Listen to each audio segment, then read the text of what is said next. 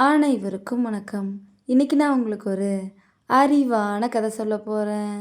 கங்கையில் ஒரு வியாபாரி குளிச்சிட்டு இருந்தாராம். அப்போ ஒரு அழகான கைத்தடி மிதந்து வந்துச்சாம்.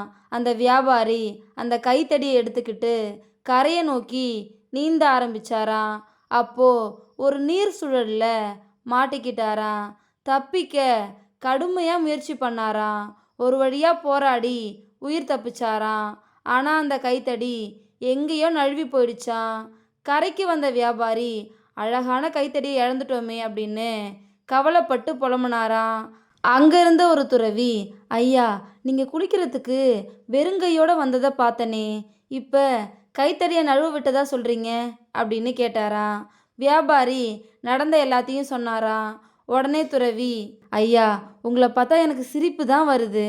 கங்கையில் கைத்தடி மிதந்து வந்துச்சு, அதே மாதிரி இப்போது மிதந்து போயிடுச்சு. அப்படி இருக்கும்போது அது உங்களோட கைத்தடின்னு எப்படி சொல்கிறீங்க?